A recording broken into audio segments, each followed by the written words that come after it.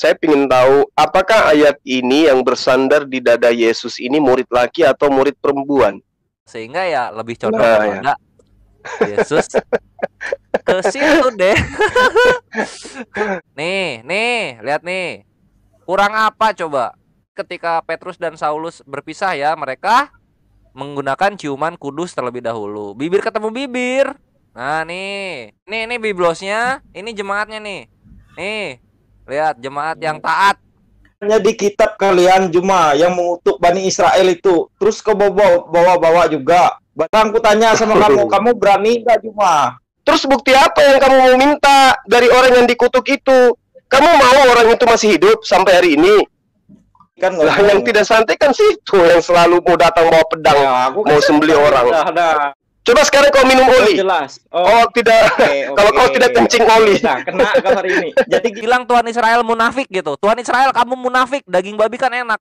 Umat Islam diajari tentang jin. Dipahamkan umat Islam itu tentang jin. Maka umat Islam tahu. Untuk Yunani dan Romawi menyetubuhi pria dan wanita itu sangat biasa. Itulah kenapa ada kata porneia. Mengenai Al-Quran ya, yang diserupakan itu siapa? Kemudian tempat penyalipannya itu di mana? Saksi-saksinya siapa?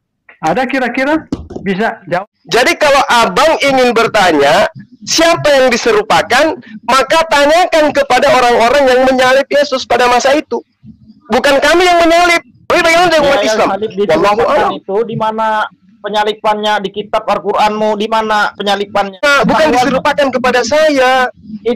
Itu ketahuan banget dongengnya Quran itu. Kalau gitu tuh bisa kamu terangkan ke saya. Pada saat usia Yesus 16 tahun, lewat 3 hari dia ngapain? Jual tempe, jual toge atau apa ngapain Yesus pada keraguan-raguan atas apa yang Anda pahami dalam Al-Qur'an, ya tanyakan kepada Alkitab, kepada ahli kitab. Ketika ragu, sayangnya tidak ada umat Islam ragu. Itu sayangnya di situ. Tidak ada umat Islam yang ragu. Kau itu nyontek di kitab-kitab Quran, kau itu ambil nyontek-nyontek di kitab Barnabas. Dirajam, bukan disalib. Kenapa lambangnya salib bukan batu?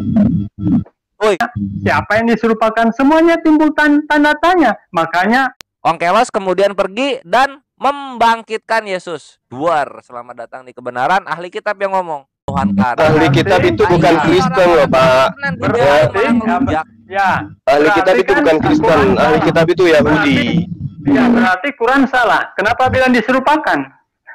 Ya kan?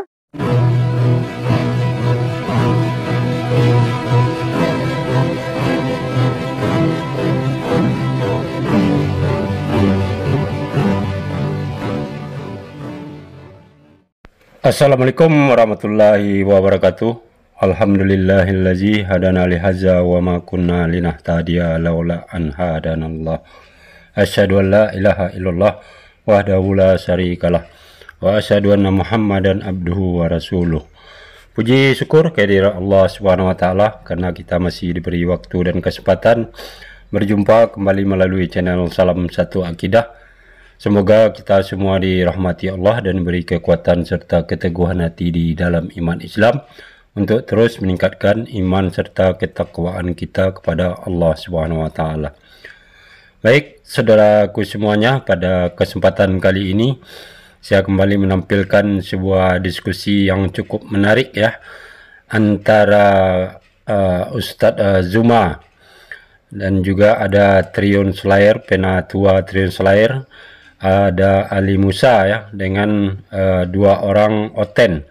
Nah, di sini yang menarik adalah biasanya para oten-oten yang bertanya ya kepada pihak Muslim, dan di sini Zuma bertanya ke pihak oten tentang penyakit yang selama ini diidap oleh oten-oten ini ya, yaitu penyakit rohani, yaitu terutama masalah mereka menghalalkan makan babi dan juga masalah menjalin hubungan dengan sesama jenis ya, dan juga terakhir nanti ada masalah penyalipan Yesus karena di dalam keyakinan mereka itu semua adalah petunjuk dari Tuhan katanya.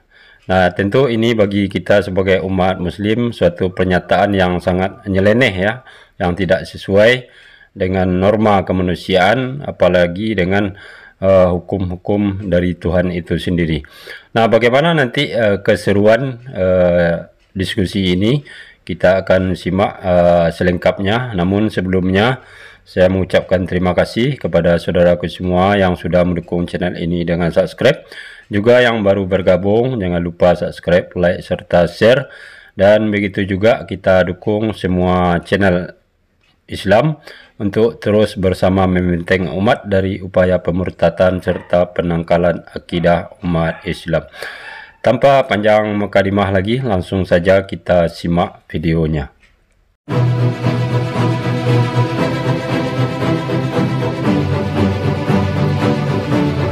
Saya boleh bertanya nggak? Silakan Gurunda. Baik, saya ingin bertanya ke Bang Ali atau ke Adinda Slayer ya, Penatua. Di dalam kitabnya sahabat kita Kristen, Yohanes 13 nomor 23 terbitan tahun 2018, terjemahan maksudnya ya, AYT ya. Di situ diterangkan bahwa salah seorang murid Yesus duduk bersandar pada dada Yesus.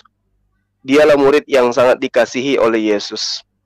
Saya ingin tahu, apakah ayat ini yang bersandar di dada Yesus ini murid laki atau murid perempuan? Kalau murid perempuan, berarti kalau dia bukan istrinya, berarti ini sudah mendekati zina berdasarkan Matius 5 nomor 28. Siapa yang memandang seorang wanita lalu kemudian mengingini dalam hatinya, maka dia sudah berzina. Kalau dia murid laki-laki, apakah bukan ayat ini yang menjadikan landasan para penerbit kitab gospel gay yang ada di luar sana? Yang mana di dalil ini nyata ada seorang yang bersandar di dada Yesus. Silakan untuk sahabatku Ali Musa dan juga sahabat Dinda Kelvin, Yohanes 13 nomor 23. Bangga. Siapa dulu nih? Abangku Musa dulu deh, Tafadol. Enggak, akhi Slayer saja dulu. Monggo. Oh, siap kalau gitu. Jadi untuk apa? Untuk pertanyaan Guru Nazuma ini emang ini ya, pedang bermata dua gitu. Ini cukup sulit untuk dijawab tegas oleh para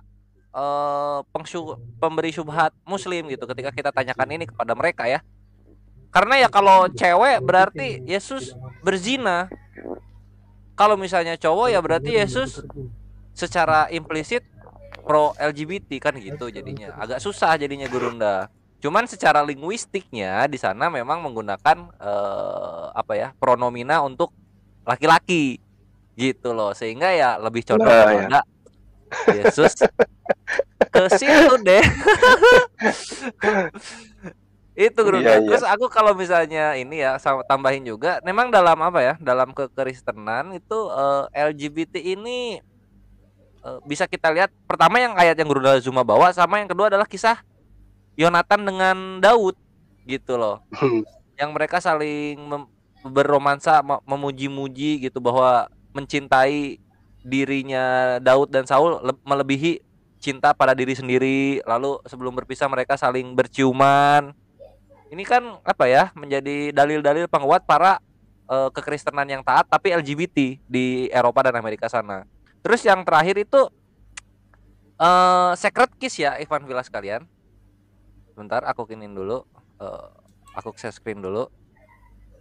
Nah ini mungkin beberapa udah tahu, tapi mesti kita sering-sering beritahu supaya pada paham gitu. Terutama yang tritunggal yang senang menghujat Muslim ya. Nih, ini adalah tradisi yang kalian tinggalkan.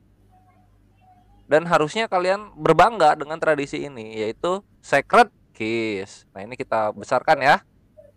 Kita besarkan. Nah ini Secret Kiss nih. Nih. Ini Gurunda, ini Abangku Musa dan Ivan Villa yang ada di Majelis StreamYard Arena. Nih, lihat nih. Kurang apa coba? Ini gara-gara si Carol ini bawa tema ini. Waduh, gawat. Aduh, ini Carol salah ini bawa tema ini. Nah, lihat nih, ini ketika Petrus dan Saulus berpisah ya, mereka menggunakan ciuman kudus terlebih dahulu. Bibir ketemu bibir. Nah, nih. Ini siapa ya ini ya? Ini kalau nggak salah Yudas dan Yesus kalau nggak salah ya. Bibir ketemu bibir. Ini nih Yudas yang Yesus salah nih. Bibir ketemu bibir. Bibir ketemu bibir. Jadi ya memang itu siapa emang foto kayak begitu tuh? Ini Saul Tarsus sudah pasti ini Gurunda. Yang botak begini ini Saul Tarsus ini. Nah, ini kurang tahu siapa. Ini mungkin mantannya atau siapalah.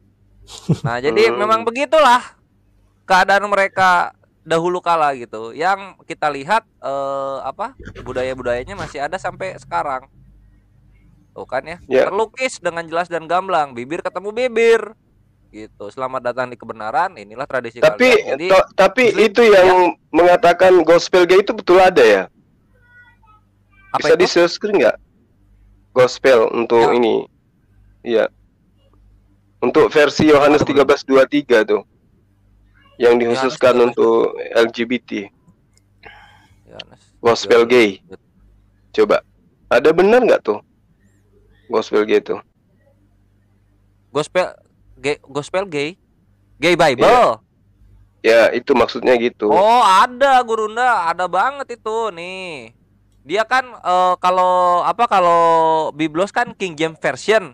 Nah, kalau gay Bible itu namanya Queen James version gitu mereka. Nih, gay Bible dia warna putih terus pakai salibnya pelangi. Kita jauhin dulu ini. Betul. Dijual ya. Nah, ini nih. Ini biblosnya. Astagfirullahaladzim. Bisa apa? Karena hanya untuk mencari pembenaran sampai mereka dibuatkan kitab khusus untuk mereka. Masya Allah. Ini biblosnya. Ini jemaatnya nih. Nih, lihat jemaat yang taat.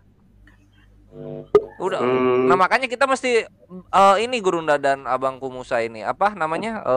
Kalau misalnya kita melihat seorang kaum alfabet ya. Terus kita mesti tanya dulu agamanya apa? Oh, kami dari kekristenan. Nah, kita di situ bertoleransi. Biarkan gitu. Kalau muslim baru kita nasihatin, kalau Tritung ya kita biarkan. Itu indahnya toleransi. Itu mungkin dari Penatua Tawarul, Abang Musa. Oke, itu artinya memang dimana jelas di sini membuktikan bahwasanya Bible itu dituliskan atas dasar hawa nafsu manusia, jadi bukan datang dari Tuhan.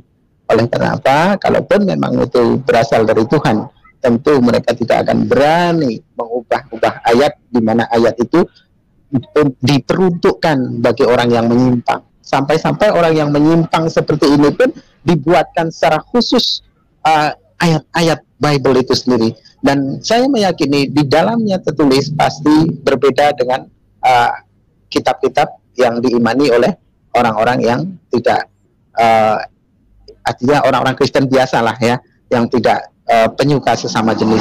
Jadi jelas bagi orang-orang yang mau berpikir di sini seharusnya mengkaji ulang ya, apakah benar Bible itu firman Tuhan yang wajib diimani sebagai kitab suci.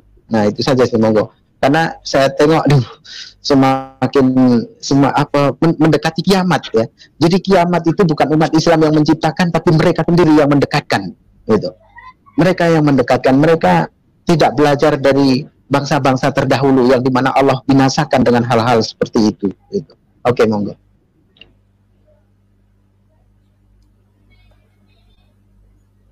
Ya, jadi salah satu kemuliaan Al-Quranul Karim yang sering kita gaungkan itu adalah bahwa tidak ada kekuatan di atas muka bumi ini yang kemudian mampu merubah isi Al-Quran.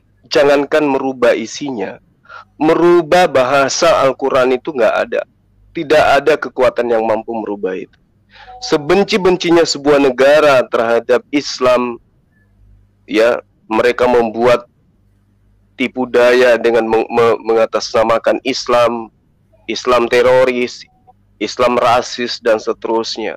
Tapi mereka tidak punya kekuatan merubah Al-Quran.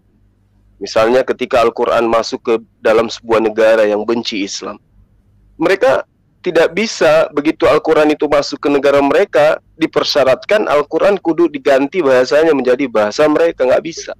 Tetap saja, sebenci-bencinya mereka terhadap Islam, tetap saja ketika Al-Quran masuk ke negara mereka, tidak ada kekuatan yang mampu mereka gunakan untuk merubah Al-Quran. Tetap saja Al-Quran itu menggunakan bahasa aslinya. Berbeda dengan kitab mereka, seperti yang diterangkan Bang Ali. Ya, siapapun bisa merubahnya. Siapapun bisa menulis kalimat atau kata di dalamnya. Dan itu tidak akan pernah menuai protes. Kenapa? Karena masing-masing versi itu banyak. Di Indonesia kita ini aja beda-beda. Terjemahan 1974, terjemahan 2018, terjemahan 1954, terjemahan 1985, terjemahan 2014, 2008, 2011, 2000, semua beda-beda. Jadi kayak mana mau dipertanggungjawabkan ini? Bahwa ini yang benar, ini yang salah, ini yang benar, ini yang salah. Antar terjemahan saja saling cakar-cakaran.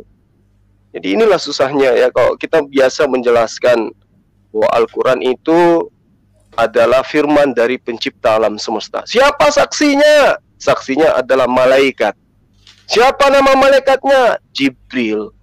Mereka tertawa. Itu lucunya di situ. Mereka akan tertawa, hahaha. Mereka ini lebih percaya kesaksian orang yang tidak jelas daripada malaikat. Sementara malaikat itu adalah makhluk suci yang datang kepada ibu Tuhan mereka ketika ibunya mau menghamilkan Tuhannya mereka, Jibril. Ya, jadi kesaksian Jibril itu jauh lebih akurat daripada kesaksian berjuta-bermiliar manusia. Siapa yang menjadi saksi Al-Quran datang kepada Rasulullah SAW dalam gua Hira? Jibril.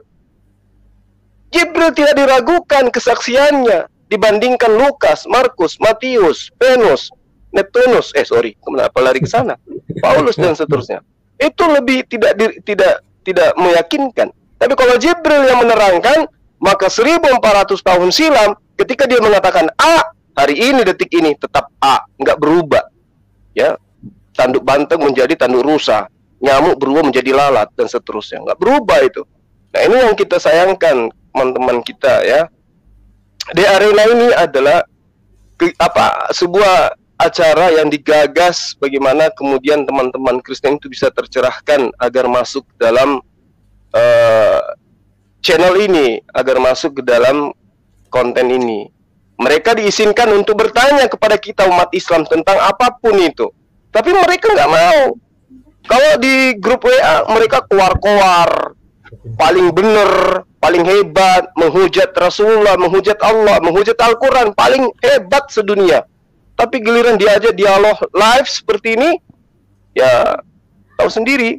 Seperti Haleluya, seperti Hasan Wijaya, siapa lagi? Herni. Ini saya sementara kirim link ke grup, tapi mereka cuma keluar-keluar aja. Malam mereka minta saya diseret ke grup katanya. Lah, udah dikasih link malah nggak masuk ke sini. Padahal inilah tempatnya Anda belajar, Anda bertanya apapun tentang Quran. Insya Allah kami akan tuntun untuk bisa memahami itu.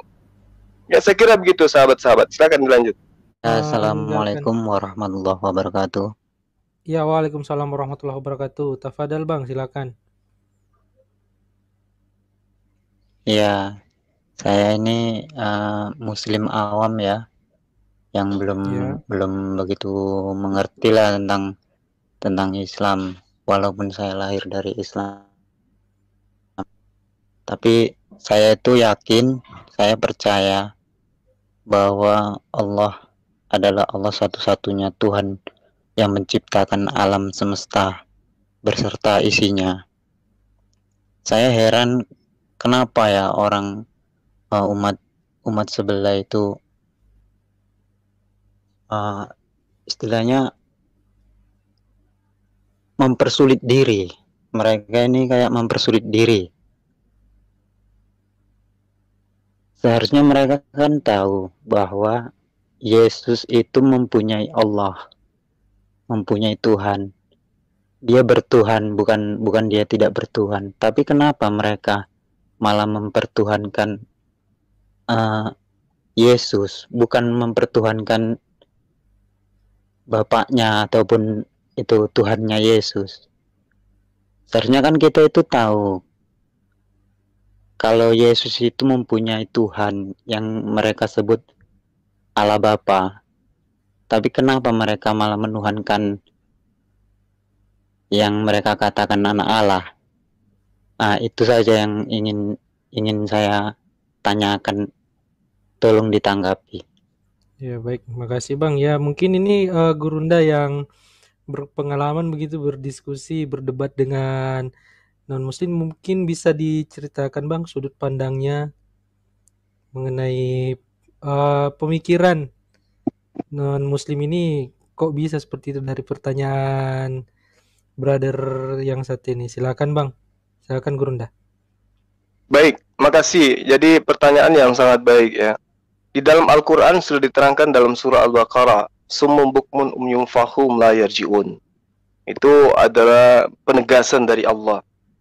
Kemudian di dalam kitabnya Nabi Musa juga diterangkan, ya, barang siapa yang mengutuk engkau Abraham, maka aku akan mengutuk mereka. Barang siapa yang memberkati engkau Abraham, maka aku akan memberkati mereka. Umat Islam di dalam kehidupan sehari-hari sibuk dengan memberkati Abraham alaihissalam. Mereka sibuk mengutuk Abraham dengan menuduh Abraham itu pezina, memiliki anak haram. Abraham sebagai orang yang tidak sabaran. Bahkan tidak jarang di antara mereka itu ya, menuduh Abraham ini adalah seorang laki-laki yang tidak sabaran menunggu daripada apa yang Tuhan aturkan kepadanya. Maka dia jatuhnya kepada orang yang senantiasa mengutuk Abraham. Dia katakan Ismail alaihissalam itu adalah anak zina, anak haram. Berarti mereka menuduh secara langsung kepada Abraham, Abraham ini pezina. Itulah yang menyebabkan kenapa mereka sulit untuk mendengarkan apa yang menjadi hikmat kebenaran dari Allah. Itu yang pertama. Kedua, sangat boleh jadi apa yang kemudian ditegaskan oleh kitab mereka sesuai dengan pernyataan Matius 5 nomor 28 bahwa mereka ini semua adalah anak dari hasil zina. Di ayat itu sangat jelas diterangkan bahwa aku Yesus berkata kepadamu, setiap orang yang memandang perempuan serta menginginkannya, maka dia sudah berzina dengan dia di dalam hatinya. Nah, mereka sebelum kawin memandang, laki-laki memandang perempuan, menginginkan perempuan tersebut. Kemudian mereka kawin, punya anak, hasilnya zina. Hasil zina bukan karena ini kita hanya menjabarkan dalil ya. Karena ini anak zina, lalu kemudian setiap hari sejak dia dilahirkan diajarkan makan, minum, makanan yang diharamkan oleh Allah. Lalu kemudian ketika mereka meranjak untuk mengerti baik buruk, mereka diajak menyembah selain kepada Allah. Maka jatuhnya kepada apa? Susah hatinya menerima kebenaran. Di dalam kitab mereka senantiasa diterangkan, ada ratusan, bahkan ribuan, bahkan hampir seluruhnya dari dalil yang ada di dalam kitab mereka menerangkan kedudukan Yesus itu hanya sebagai apa? Sebagai utusan, sebagai ciptaan, sebagai nabi, sebagai rasul Allah. Lalu kemudian kenapa mereka nggak bisa menerima itu? Itu tadi. Hatinya ditutup oleh kutuk, hatinya ditutup oleh apa yang kemudian Allah terangkan di dalam kitab Kejadian. Aku akan mengutuk siapapun ya yang telah mengutuk engkau Abraham. Kemudian di dalam kitab Matius juga diterangkan bahwa engkau menyeberangi lautan, engkau menjelajahi daratan untuk kemudian menjadikan seorang itu menjadi pengikut agamamu. Lalu kemudian dia yang kau ikutkan ke agamamu itu akan menjadi 2 kali lebih sesat, 2 kali lebih jahat daripada engkau. Nah, kalau Paulus masih nyata, dia mengaku, aku menuliskan bukan sesuai dengan firman Tuhan, tapi yang kutuliskan ini berdasarkan atas keinginanku sendiri. Aku telah menjeratmu dengan tipu daya dan seterusnya. Paulus ini jujur. Berarti Paulus ini biar bagaimanapun dia sudah ngaku dirinya itu bukan utusan Tuhan. Secara tidak langsung dia ngaku seperti itu. Yang masalah adalah orang yang hidup di zaman sekarang. Sudah era digital, internet, bisa mencari apapun yang mereka ingin pelajari. Tapi susah untuk menerima kebenaran itu. Sudah datang para kristolog, tua masjid di mana-mana, samping kiri kanan muka belakang rumah mereka dikumandangkan Allah Maha Besar, Allah Maha Suci. Tapi mereka tidak bisa, hatinya mereka itu tidak bisa ditembus oleh kebenaran ilahi. Kenapa? Karena itu tadi, kebencian, iri, dengki, hasad, usut, dan seterusnya ada pada diri mereka. Dan juga apa yang masuk ke dalam diri mereka. Ingat, kalau orang itu selalu makan makanan yang diharamkan oleh Allah, seperti misalnya makan babi, maka percayalah, ya percayalah, darah yang ada pada tubuhnya itu ada campur dengan darah babi. Daging yang ada pada dirinya itu ada campuran daging babi. Kenapa yang kita makan itu akan menjadi saripatinya menjadi apa yang ada di dalam tubuh kita. Apa yang kita nikmati hari ini itu akan meresap ke dalam tubuh kita. Jadi yang makan anjing, makan babi, itu akan mempengaruhi kepada perilaku, cara pikir, pola hidup, karakter. Sehingga ketika diajarkan kebenaran, tidak ada Tuhan selain Allah. Diajarkan oleh kitabnya sendiri, diajarkan oleh Al-Quran, diajarkan oleh kitabnya Bani Israel. Praktis Yudaism menegaskan, tidak ada Tuhan selain Allah. Allah yang kami sebut di TPV adalah Allah. Allah yang disebut oleh umat Islam adalah Tuhan yang kami sembah, sama seperti yang di Islam sembah. Tapi mereka tidak bisa terima itu. Karena itu tadi, ya, dari poin-poin yang saya jelaskan itu tadi, itu salah satu indikasi penyebabnya. Saya kira begitu. Makasih yang lain. Ini aku menanggapi Gurunda Juma. Bukannya di kitab kalian Juma yang mengutuk Bani Israel itu, terus ke bawa juga Bani Israel mengutuk melanggar hari Sabat, berubah jadi kera dan jadi babi. Terus di kitab kalian itu Nabi Ibrahim matinya dibakar. Sekarang aku tanya sama kamu berani nggak Juma ke Israel sana, tembok retapan? Di mana? Tunggu. Di mana dalilnya Nabi Ibrahim itu mati dibakar? Berani nggak kamu gitu ngomongnya? Di mana dalilnya Nabi Ibrahim mati dibakar? Ada hadisnya. Oh, hadis. Coba di mana hadisnya? Kalau itu keluar lagi aku. Kamu kalau mau perang, kalau mau pergi perang, juga, medan perang, itu kamu kudu siapkan amunisi. Ini sekarang ditanya mana dalilnya bahwa Nabi Ibrahim itu mati meninggal. Iya. Kamu katakan jelas. Lupa Kak, melanggar hari Sabat itu yang berubah jadi kera dan jadi babi itu ada hadisnya. Jangan pura-pura nggak tahu kalian di sini. Kalau itu bukan hadis itu ayat-ayat suci Al-Quran. Emang kenapa rupanya? Iya itu kan. Terus kenapa nyamain dengan Israel? 10 hukum Taurat salah satunya adalah kuduskan hari Sabat. Ini penegasan dari Allah. Artinya ketika melanggar hari Sabat ada konsekuensi berat yang harus diterima.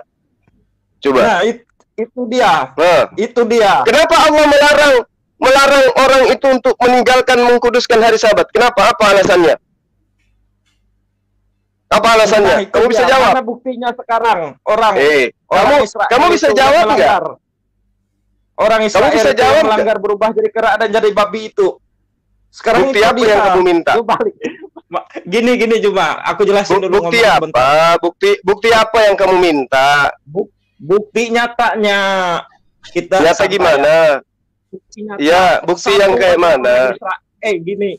Kalau memang orang Israel itu ada yang berubah jadi itu kejadiannya. Dengar dulu, itu kejadiannya 1700 tahun sebelum abad pertama.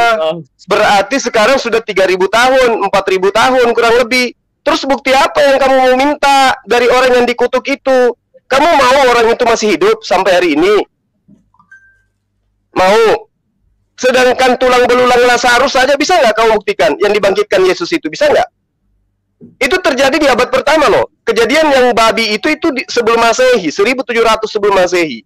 Lazarus dibangkitkan oleh Yesus, benar nggak itu cerita? Kalau benar, mana bukti tulangnya? Coba. Oh benar. Abad pertama loh. Itu ada makamnya. Sekarang, itu ada ilmuwan mana yang menemukan makamnya Lazarus? Aku bingung. Ada. Coba kau. Ya sudah, gini aja.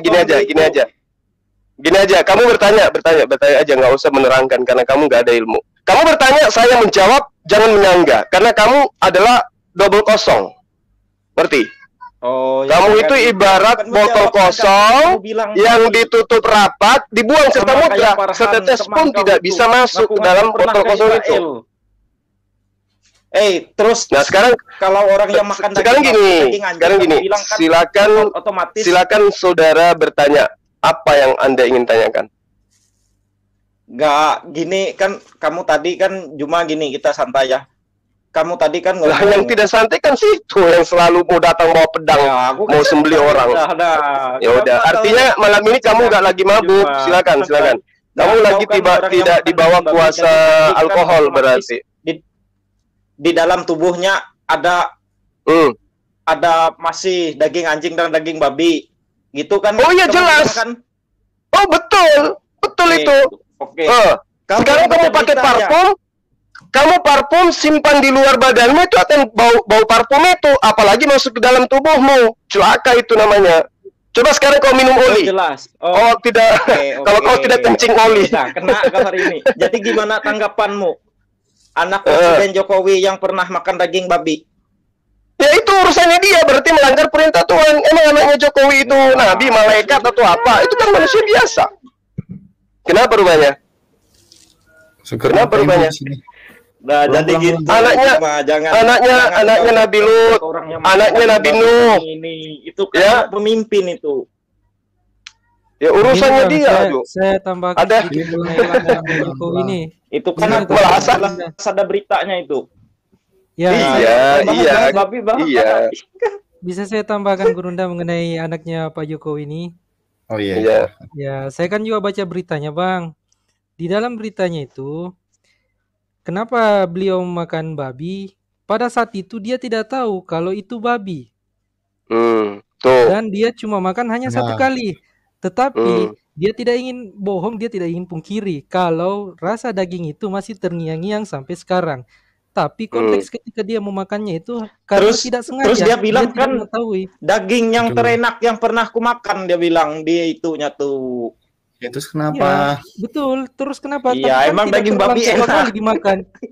Iya, emang enak. Dia belum nyoba aja sate kambing yang jelas. segaran. Pulang aja seger pulang. Disodorin sate kambing tampak segaran. Mau babi dari kalau di Greenland juga. Kalau dikata daging babi itu paling enak, itu rasa-rasanya orang manusia paling bodoh rasanya ya. Karena saya ini pemakan. Salah kau Gindu. Masalahnya orang banyak bisa nyekolahin anak, Pak. Di daerah-daerah itu banyak pelihara babi. Iya, asal tapi kau tahu sama Tuhan Israel, sama Tuhan Israel itu yang dibantai itu yang makan beda, babi. Mas. Kok beda? Tuhan Israel yang ngomong loh. Bang Ali, yang dibilang Bang Haji kan orang bisa pelihara babi itu maksudku. Jangan ke Israel. Lihat dulu ayatnya. Banyak orang di sini pelihara babi itu sukses semua. Ini lo lihat dulu bisa ayatnya. Bangun rumah apa-apa. Pelihara babi siap-siap aja. Siap-siap aja. Bang Ali, Bang Ali Musa. Nih. Bang Ali Musa, Haji Romai Ramadan bilang kenapa yang enak-enak itu yang diharamkan. Saya karena itu setan ya. Gitu, Slayer alias Kores. Mana ya saya 66. Nih ya saya 66 nih, lihat nih, perhatiin nih. Sebab Tuhan akan menghukum segala yang hidup dengan api, dengan pedangnya, dan orang-orang yang mati terbunuh oleh Tuhan akan banyak jumlahnya. Mereka yang menguduskan dan menahirkan dirinya untuk taman-taman dewa ini dibantai sama Tuhan. Alkitab itu dengan mengikuti seorang yang ada di tengah-tengahnya juga kena bantai. Nah ini nih, yang memakan daging babi itu dibantai juga. Mereka semua akan lenyap sekaligus. Demikian firman Tuhan. Haleluya. Buar, meledak lu yang makan babi. Nah, itu ya. Ini loh. Yesaya 66 16 sampai 17. Itu kan kau baca ayat itu Ini dari apa? Ini atasnya apa? dulu. Ini apa? Bungkus Kalau kacang. kau Ini kan mengharam-haramkan Biblos yang gua makanya bawain. nggak bisa maju. Apa? Kenapa? Aku pelihara babi bilang banyak aja. sini Ya, bisa. curhat Aku aja bangun sama rumah Tuhan bangun apa? Israel. Gak usah munafik jadi orang tuh. Ini ya, ini Kasihan curhat aja sama malu-maluin. Tuhan Israel. Bilang Tuhan Israel munafik gitu. Tuhan Israel kamu munafik. Daging babi kan enak kok kami dibantai. Nah, gitu dong. Bilang gitu dong. Coba bilang Kau itu baca dulu ayat atasnya, Dodol. Ini dibaca, ini udah dibaca. Sebab Tuhan akan menghukum Kau mau lihat segala yang kandang babi hidup dengan itu api yang banyak dengan pedangnya. dari awalnya dihukum makanya yang percuma menguduskan dan bahasa kita. mengkahirkan dirinya untuk taman-taman dewa dengan mengikuti seseorang yang ada di tengahnya. Lah, yang kedua nih, yang memakan Percuma daging kau onta, ngutus. bukan yang memakan Kau- daging babi. Ah, gitu. Mati terbunuh Percuma nanti. kau Lu itu. dibunuh-bunuhin sama Tuhan Israel. Nah, selamat datang di kebenaran, jangan lunglai, jangan terguncang. Gitu. Percuma Itulah kau kenapa kami nggak ngutip-ngutip makan babi. itu nggak bakalan masuk. Lo kok ngutip-ngutip ya Tuhan Israel lo ini. Itu jelas kau Tuhan kutip. Israel lo. Lo tidak Percuma. hormat sama Tuhan Israel. Apa? Lagi? Kadrun ini. Ngomong babi. Makanya bang, kalau Jadi ingin gini, menyangkut Inilah Tuhan bawa Israel daging, yang Bang. ngomong. Woi, Bawa Woi, daging kalau yang paling tanya, ini Tuhan enggak. Israel. Kalau kau Ayo, Kores. kabur kemana lu? dikit-dikit haram, dikit-dikit haram, malu-maluin, Ya, gak bakalan ya bisa salahin maju Tuhan kau. Israel Gak lah. bakalan Kenapa yang sukses. daging yang makan daging babi kok Yakin itu. dibantai? Gini aja. Coba Seger bantah ayat itu bantah. Malu-maluin. Ilmunya juga. Itu Bantah ada ilmunya, haji di coba Banjarmasin itu, Kores, asal kau tahu, Kores lah. Itu pelihara babi banyak, Kores. Ya Oke. udah nanti itu kena Tuh, bantai sama Dengan Tuhan usah Israel. munafik di sini, Kena bantai malu-maluin sama Israel. Tuhan kau. Israel. Gua Kau nggak mau lihat munafik. Ini loh Tuhan kandang Israel babi ngomong itu. ini loh. Sebab Tuhan akan menghukum segala yang hidup dengan api dan dengan Wah, pedangnya, dan mana orang-orang yang satu mati kutukan terbunuh itu, oleh Tuhan satu akan kutukan banyak itu jumlahnya. mana? Sekarang gua tanya, yang Tanggal makan itu. babi banyak nggak? Woi, Banyak yang nggak? makan babi banyak nggak? Banyak Bang, juga. Dor meninggal. Yang jelas Babi. daging babi paling enak. Aku Iya, walaupun iya, pengangguran itu makanya. kayak gini, rumahku ada apa ada. Iya, Hasil iya. ternak babi. Mau daging babi Tuh, paling asal enak kau tahu, untuk orang makan babi. malu-maluin kalau tetap kau sama Tuhan dikit-dikit Israel haram, dibantai. dikit-dikit tajis. Iya, iya. Jangan Makanan kau- yang diharamkan Sama Tuhan dimakan Israel, ya kok nggak? dibanggakan, gimana sih? Ya. Sesuatu yang diharamkan babi- diancam babi haram, api, tapi malah babu dibanggakan. halal. Nah, itu. Ya, Lah, ini lebih emang parah apa lagi kalau menghalalkan gitu. babu? Aduh, ini kurang. Lebih parah lagi Nah, dong. Aduh, tidak menghalalkan babu Israel katanya. Mari kita lihat di sini. Jangan saudara. gitu. Sekarang Sekarang apa tanggapanmu? apabila engkau Baca, mendekati baca. suatu kota Yang untuk tiga berperang melawannya, maka haruslah engkau menawarkan perdamaian kepadanya. Apabila tiga bla, bla, bla, pendakwah bla, itu bla, yang bla, bla, ditangkap bla, bla, itu bla. Nah, gimana ini, ceritamu? dan setelah Kalau nggak Tuhan, doming, nah itu ini kan nih ada setelah hadisnya Tuhan itu. Israel, oi, setelah Tuhan Dengerin, Israel dengerin. menyerahkannya ke dalam tanganmu, maka haruslah Yo, engkau membunuh tiga seluruh pendakwah penduduknya yang itu. laki-laki dengan mata Kadrun. pedang. Hanya Kalian itu perempuan, bicara woi. kitab. Yang perawan gimana? Yang perawan gimana?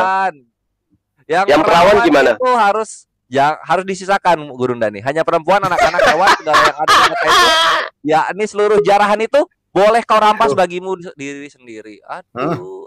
Gimana ya ini Allah, kok ya Kristen kok beda sendiri? Itu gimana? Ayat selanjutnya Tuhan dapat jatah berapa perawan? 32 coy. Nih. Iya, Allahu Akbar. Allahu Akbar.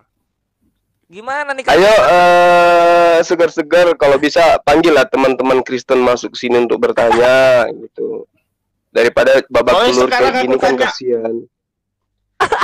Sekarang aku tanya, apa? yang Ya. Lagi. kau bukalah hadis, Pak. hadis kau. Hadis Sahih Iya. Bukhari Hadis yang 109. Hadis Sahih apalagi Bukhari itu? 109. Bukhari Apalagi tuh? 109. Coba kita buka dulu. Bukalah. Di Bukhari 109. Jangan sampai ada di Biblos ya. Jangan sampai ada di Biblos. Silakan. Ada apa rupanya di hadits itu? Yang berkaitan dengan nahi mungkar ya? Paling nanti Bible sendiri yang pasang badan.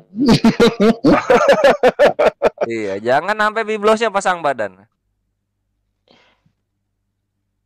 Apa yang kemudian tertuang di situ? Demikian Abu Nuaim menyebutkan mereka ragu antara pembunuhan dan gajah, sedangkan yang lain berkata gajah. Lalu Allah memenangkan Rasulullah SAW dan kaum mukminin atas mereka.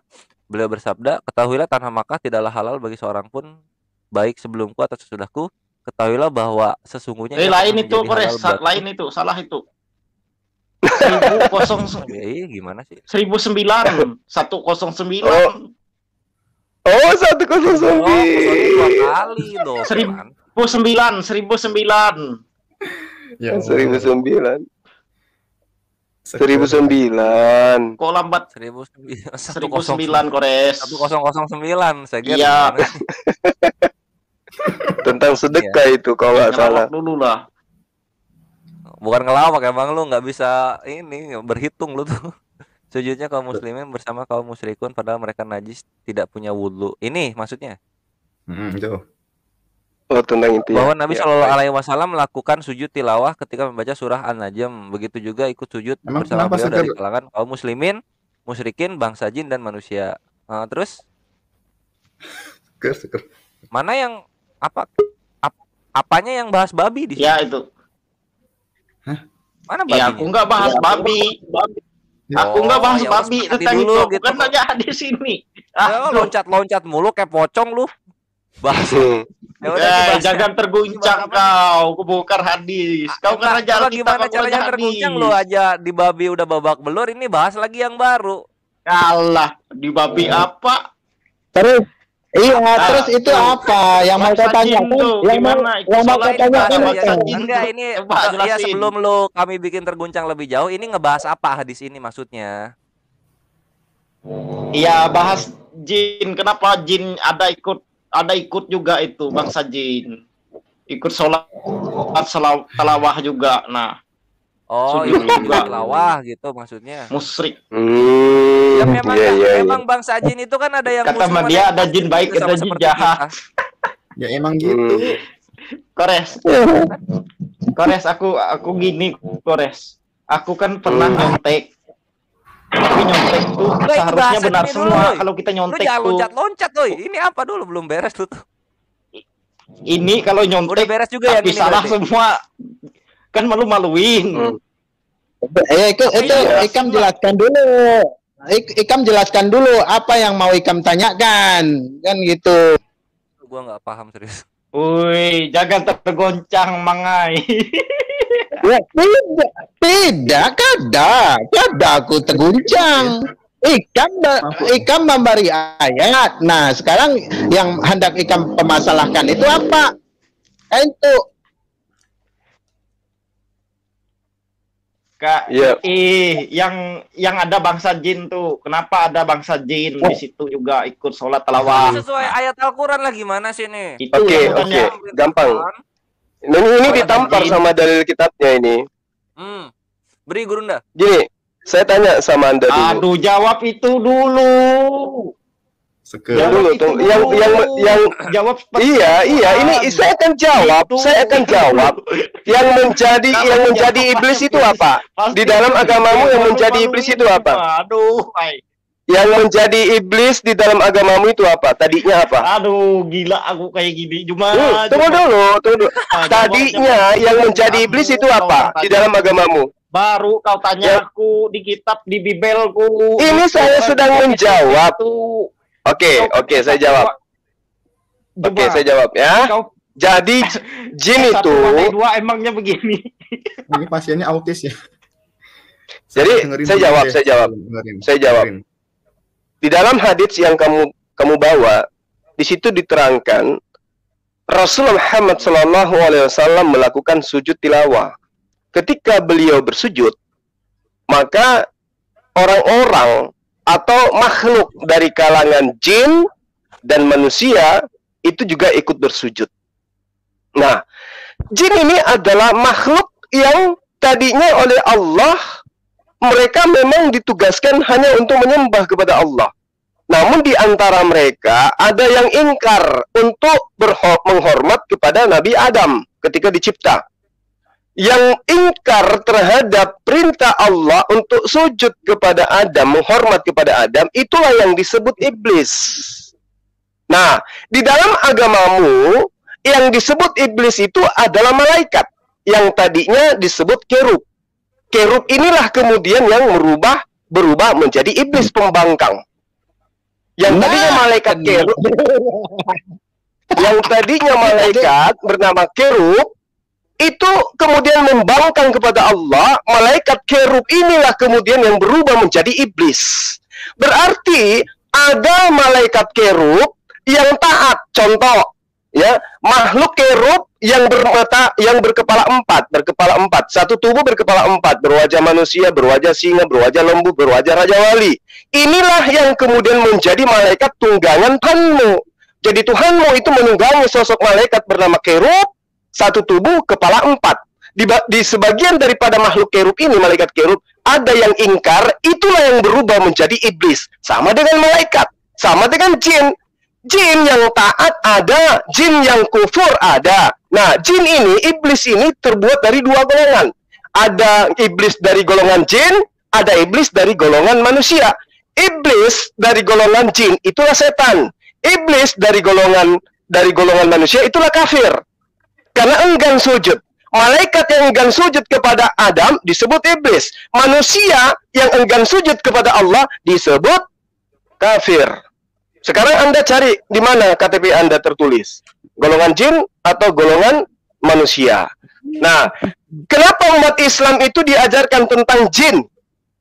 Sama ketika orang diajarkan tentang bakteri, tentang kuman. Orang yang tidak tahu tentang kuman, tidak tahu tentang bakteri, maka dia tidak akan bisa menjaga dirinya dari kuman dan bakteri. Karena dia tidak tahu apa itu bakteri, apa itu kuman. Sementara dua sosok ini, bakteri kuman ini penyebab penyakit. Tapi orang yang tahu tentang bakteri, diajari tentang kuman, mereka akan terhindar dari itu. Umat Islam diajari tentang jin. Dipahamkan umat Islam itu tentang jin. Maka umat Islam tahu bersikap terhadap makhluk gaib ini. Sementara kalian tidak tahu apa itu jin. Sementara yang kalian diajarkan di dalam kitab Anda, kerub adalah sosok malaikat yang kemudian ingkar kepada Allah, membangkang, ingin menyamai Tuhan pencipta alam semesta. Demikian. Udah hilang. Mana? Diculik roh. Orangnya kabur. Ya, Kabur. kerubnya kabur. Inilah kalau kita menjelaskan sambil merem, kita nggak tahu lawan sudah lari. Iya itu Gurunda. Mereka tuh nggak kuat apa ya? Nggak kuat mendengarkan jawaban Muslim. Nggak kuat mereka itu. Kebakar. Dia sudah dibawa dia sudah dibawa ke hubungan kandang babi sama iblis. Dia dibawa ke hubungan. Kalau Yesus dibawa ke hubungan bait Allah, dia dibawa ke hubungan kandang babi. Tuhan Israel dibilang munafik. Kacau deh. Nah jadi gitu Ikhwan Fillah ya. Seger-seger adalah perlambang sakti dari para penghujat-penghujat Muslim. Apa ya? Selalu gagah, terlihat gagah di awal, tapi ketika Muslim sudah mulai mengeluarkan argumentasi-argumentasi untuk membahas ya, untuk membalas apa yang disyubhatkan, ringkih mereka itu, mental, telinga dan rohnya nggak kuat untuk mendengarkan gitu kan. Karena kalau misalnya diterusin lebih jauh, dia nanti kecekek, nggak bisa menjawab apa-apa lagi, gitu loh. Orang udah jelas-jelas kok bangsa jin itu ada yang Muslim, ada yang kafir. Sama seperti roh yang di keimanan mereka, roh keimanan mereka kan ada juga yang ini, ada juga apa ya namanya, ada yang kudus, ada yang jahat. Yang kocaknya, yang jahat ini datang dari Tuhan Israel juga gitu. Apakah seger-seger tahu yang seperti ini? Dia nggak tahu dan nggak mau tahu. Yang penting nyerang Islam gitu mereka tuh. Yang penting nyerang Islam. Seperti Taifudin, seperti Zhang. Yang penting nyerang Islam aja pokoknya. Mau dijawab kayak gimana pun nggak peduli. Nah itu mereka tuh. Umat-umat Yunani. Makanya kita maklumi. Karena kalau memaklumi kelakuan mereka itu bagian dari toleransi gitu. Sama seperti kita memaklumi jika kaum mereka banyak yang alfabet. Banyak yang LGBT. Bahkan biblosnya pun sudah dibikin ya. Udah sah tuh biblosnya. Biblos gay. Warna putih, ada pelanginya di tengah. yang anehnya lagi tadi katanya bahasanya ada seorang haji di Banjarmasin pelihara babi gitu. Ya mustahil lah orang Banjarmasin pelihara babi. Orang Banjarmasin itu manusia fanatik di sana itu. Hingga Ini mah sama aja kayak ntar muslim ngomong ada juga di tempat kita pendeta rajin sholat 5 waktu, kan nggak penting gitu kan. sesuatu yang nggak perlu gitu kan. Ngomong-ngomong yang aneh-aneh. Baik. Ini ada pertanyaan ini dari live comment ditujukan untuk Bang Suma, saya tampilkan. Ini pertanyaannya dari Surahman Rahman. Pertanyaan saya, apa hukumnya seorang pejabat memasuki rumah ibadah selain masjid untuk meresmikan atau hal yang lain hanya karena tugas dan tanggung jawabnya? Silakan Gurunda, tafadhal dijawab. Ya nggak apa-apa. Selama itu adalah dinas dan dia jabatannya memang sebagai pemimpin negara maksudnya ya. Dalam arti kata dia punya kapasitas memang untuk itu, bukan dalam rangka beribadah. Hanya sebatas boleh. Selama dia tidak beribadah. Dengan Gurunda. Silakan. Ya, aku sepakat dengan Gurunda. Aku pada Gurunda. Boleh. Tapi kalau ikut nyanyi-nyanyi Gurunda gimana? Waduh. Nah, itu gorila itu. Neneknya striker itu kalau yang kayak begitu. Oke, jadi itu tadi ya Bang Surahman Rahman jawaban dari Gurunda. Nah, ini ada pertanyaan selanjutnya dari Ari Abi.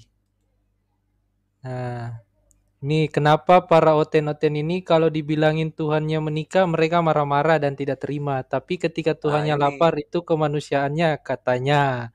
Nah, tafadhal yang ingin menjawab silakan.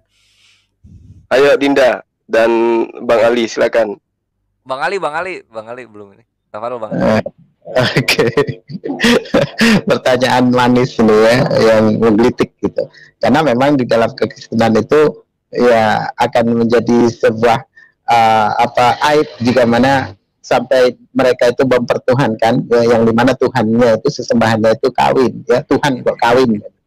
Padahal di dalam Bible sendiri jelas-jelas Hizuma itu pernah menguraikan bahwasanya Yesus itu menjanjikan seorang istri ya 100 istri dan juga perihal masalah kawin ini juga ada datanya ya, di mana Al-Quran memberikan uraian bahwasanya semua nabi dan rasul diberikan istri bagi mereka, kan begitu. Di dalam Bible pun ya? Aku lupa loh nyariin ayat itu. Di mana ya, Bang Ali ya? Nah, kalau saya ditanya itu saya bingung. Tunggu dulu saya dulu ya. Coba antum carilah, antum kan pandai IT, kalau saya kan tidak. Kemarin nyari nggak nemu. Matius 19 nomor 29. Bukan yang ini yang di Al-Quran yang bahwa setiap rasul itu menikah. Bukan di surah Nisa ya? Lupa aku loh. Tunggu, nanti kita cari dia. Tafadol lanjut dulu aja Tafadol. Ya oke, ini ada pertanyaan selanjutnya ini dari Abi Aba. Aku mau lanjutin yang tadi dulu mengenai apa? Kenapa mereka ini bingung gitu. Oh iya, tafadhal silakan brother. Jadi gini,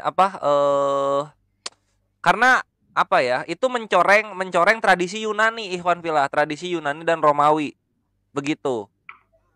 Karena apa ya? Kalau misalnya sampai Yesus menikah, maka ini jadinya gimana ya? Jadinya kesannya tuh sangat-sangat ke Yunani-Yunanian gitu. Karena begini. Kesannya pagan gitu ya, Iya, kesan pagannya jadi makin kentara gitu. Karena dalam apa ya? Dalam Yunani kan kita tahu ya Tuhannya pada menikah versi Yunani Romawi itu bersetubuh ya Ikhwan Fillah. Bersetubuh terus beranak gitu. Nah, kalau misalnya dibilang kayak begitu, nanti Yesusnya makin apa ya? Makin kelihatan Yunaninya gitu.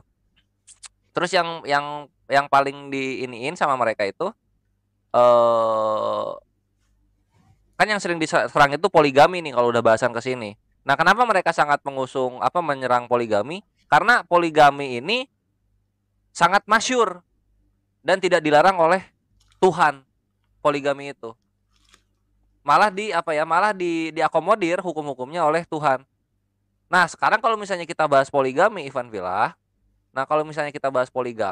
monogami itu datangnya dari Romawi dan Yunani. Nih ya, sebentar akan aku buka. Oke, ini tuh. Nah, ini di share screen dulu. Nah, ini ya. Belum. Bentar. Kenapa mereka sangat mengusung monogami? Ya supaya mereka kembali ke asalnya gitu. Yunani itu nih, mono. Nah, ini ya. Both the Greeks and the Romans practice monogamy as it apply to marriage. Nah, jadi baik Yunani dan Romawi itu mempraktekkan monogami dalam pernikahan gitu. This distinguish them for other Asian civilization. Ini memisahkan mereka dari peradaban-peradaban terdahulu, peradaban purba yang lainnya. Jadi hanya Romawi dan Yunani yang monogami, yang kemudian tradisi tersebut digembar-gemborkan oleh para Tritungs. Gitu, bukan dari Israel ya, bukan dari Tuhan ini. Monogami ini, itu yang perlu dipahami gitu. Nah, sehingga mereka ini sangat mengusung supaya dunia ini kembali ke zaman Romawi dan Yunani. Gitu. Supaya monogami. Ini datanya dari History Collection. History Collection adalah web yang kredibel dalam membahas sejarah-sejarah dunia ya, sejarah-sejarah ancient history ini. Ancient history, American history, Middle Age, arkeologi, Hollywood, nah gitu-gitu. Terus di sini juga ya di salon ini bukan salon potong rambut, di sini portal berita internasional juga. Nah, di sini juga dibahas bahwa monogami itu datangnya dari mana nih? Nah, ini Yunani purba gitu, Yunani purba. Tuh. The ancient Greeks and Romans were monogamous. Ini lucunya ini. Ini sangat dipraktekkan oleh Tritungs di Indonesia.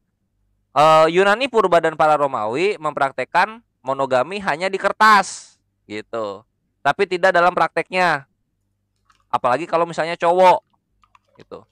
Karena cowok di dalam Yunani dia bisa mempunyai, dia bisa menyetubuhi selain wanita merdeka dan selain pria merdeka. Untuk Yunani dan Romawi menyetubuhi pria dan wanita itu sangat biasa. Itulah kenapa ada kata porneia. Itulah porneia ini artinya bukan zina, Ikhwan Fillah ya. Porneia itu artinya adalah prostitusi. Nah, prostitusinya terbagi dua kalau di Yunani itu. Ada porne untuk pelacur wanita, ada pornos untuk pelacur pria. Nah, dua-duanya ini adalah hal yang lumrah dan itu dikasih pajak juga oleh Yunani dan Romawi. Datang dari sanalah mereka menggembar-gemborkan supaya tetap monogami. Nah, itulah kenapa kita sangat tidak menemukan ayat-ayat yang menghususkan monogami atau pelarangan poligami di perjanjian lama maupun perjanjian baru gitu. Karena yang kita tahu kan orang-orang tersebut cenderung Yahudi ya, tokoh-tokoh perjanjian lama perjanjian baru. Sehingga yang mereka usungkan itu datang dari Yunani. Jadi mereka secara tidak langsung bangga dengan ke-Yunani-Yunanian. Nah, gitu. Nah, sekian yang aku bisa share. Lanjut lagi, Tafadhol moderator. Terima kasih. Oke, jadi ini ada pertanyaan lagi dari live chat sebelum saya tayangkan. Untuk pemirsa yang ada di live chat bisa meninggalkan pertanyaan di situ. Insya Allah nanti akan dijawab satu persatu. Jadi ini pertanyaannya dari Abi Aba. Sewaktu Yesus mati, kemana roh Yesus berada? Dan ketika Yesus bangkit dari kuburan, apakah roh Yesus kembali lagi berbentuk semula jadi? Oke, terima kasih. Tafadhal yang ingin menjawab, silakan. Kalau yang ditanyai Islam, berdasarkan tentang apa yang ada di dalam kitabnya orang Kristen ya, Yesus itu justru kalau dikritisi lebih jauh, dia itu tidak mati, tidak disalib, tidak mati disalib tapi tidak sampai kepada status kematian. Jadi Yesus itu tidak mati karena akibat salib, tapi Yesus itu mati karena apa? Karena dicocoki minuman yang ada anggurnya, asam anggur. Jadi mati bukan karena disalib, tapi mati karena minum minuman keras. Itu yang pertama. Kedua, Yesus itu tidak mengalami kematian berdasarkan kitabnya orang Kristen. Ibrani 5 nomor 7. Dia berdoa sebagai manusia, doanya dikabulkan. Doa sebagai manusia, dia berdoa agar diselamatkan dari maut. Di situ diterangkan, dan karena dia soleh, maka doanya dikabulkan. Berarti dia tidak mengalami maut. Kedua, Yang ketiga, di dalam Lukas 24 ya, ayat 30 nomor 36 dan seterusnya. Ketika murid-murid Yesus itu lari tunggang langgang meninggalkan Yesus ketika ada penangkapan, mereka tidak melihat prosesi penyaliban. Sehingga apa yang terjadi? Ini adalah sebuah fenomena yang sangat luar biasa ya. Ketika Yesus diinformasikan telah ditangkap, telah dibunuh dan seterusnya, tiba-tiba Yesus itu muncul di tengah-tengah mereka, di tengah-tengah murid, diceritakan di Lukas 24 itu. Shalom alaihim, kata Yesus. Apa reaksi murid-murid? Mereka terperanjat, mereka kaget sekaget-kagetnya. Apa alasannya? Kenapa mereka kaget? Karena mereka mengira melihat hantu. Gitu. Kenapa seperti itu? Kenapa mereka mengira melihat hantu? Karena menurut mereka Yesus itu telah mati. Kok tiba-tiba nongol di tengah-tengah kita? Artinya bahwa ajaran gereja, bapak-bapak gereja pada awal mula yang kemudian begitu heboh menceritakan Yesus bangkit dari kematian dan seterusnya, itu adalah cerita yang muncul belakangan. Tapi pada sesi pengajaran Yesus kepada murid-muridnya itu tidak ada cerita itu. Kalau ada cerita itu, maka Lukas sebagai orang yang melakukan investigasi terhadap kejadian, itu akan menuliskan bahwa murid-murid ini tidak mengira melihat hantu. Tapi murid-murid ini seketika kegirangan, bertepuk tangan, kalau perlu salto-salto. Kenapa? Karena apa yang diajarkan oleh gereja, bahwa Yesus mati bangkit pada hari ketiga, itu terbukti. Tapi kan faktanya tidak. Begitu Yesus muncul di tengah mereka, mereka justru mengira melihat hantu. Contoh nih, sederhana. Saya Bang Suma, ngomong sama teman-teman. Saya akan pergi ke kota, sebuah kota. Di kota Pindrang misalnya. 3 hari kemudian saya akan kembali. Saya ini pemimpin misalnya, orang yang didengarkan perkataannya, orang yang menjadi panutan di dalam sebuah komunitas. Tentu orang-orang ini akan menunggu saya balik dari Pindrang, di sebuah kota yang bernama Pindrang. 3 hari kemudian mereka akan menanti-nantikan saya kembali. Begitu saya turun dari pesawat, mereka akan loncat kegirangan, "Ore! Guru Zuma atau Bang Zuma yang paling ganteng sedunia itu sudah tiba, ore." Mereka kan kegirangan itu. Sekiranya aku mengajarkan, aku menyampaikan. Tapi kalau tidak, mereka akan kaget. Dari mana nih orang? Mereka akan kaget karena saya tidak menginformasikan. Begitu juga tentang kematian Yesus. Yesus tidak mengajarkan kepada mereka bahwa hari ketiga akan bangkit. Sekiranya Yesus mengajarkan hari ketiga akan bangkit, maka murid-murid ini akan menunggu detik-detik kebangkitan Yesus dari kematian. Tidak ada satupun binatang, tidak ada satupun tumbuhan, tidak ada satupun manusia yang menunggu detik-detik kebangkitan Tuhan dari kematian. Tidak ada. Tidak ada. Mau digeledah kitab Kejadian sampai Wahyu, tidak ada manusia satupun di antara murid-murid Yesus. Jangan murid Yesus deh. Ibunya Yesus, orang yang paling dekat. Ada nggak cerita Maria menunggu detik-detik kebangkitan anaknya? Nggak ada. Nggak ada itu. Artinya ini cerita yang diusung belakangan. Yang diheboh-hebohkan belakangan.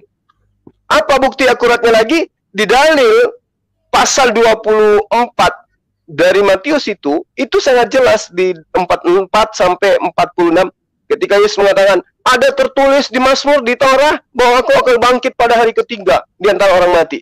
Setelah kita kaji Torah dan juga Mazmur, tidak ada tulisan itu. Artinya ini adalah hal yang dibuat-buat belakangan. Murid kaget melihat Yesus tiba-tiba nongol di tengah-tengah mereka. Mengira hantu. Harusnya itu senang mereka itu. Dan tidak perlu mengira hantu. Kenapa? Karena Yesus telah mengabarkan, wahai murid-muridku, pada hari ketiga, nanti saya akan bangkit. Nah, setelah Yesus bangkit, janganlah kau kira hantu. Karena memang sudah disampaikan bahwa dia akan bangkit di tengah orang mati. Kenapa dikira hantu? Karena memang ceritanya dia ditangkap. Ternyata lolos. Ternyata orang ini lolos. Apa buktinya? Yesus mengatakan, ada apa dengan kalian?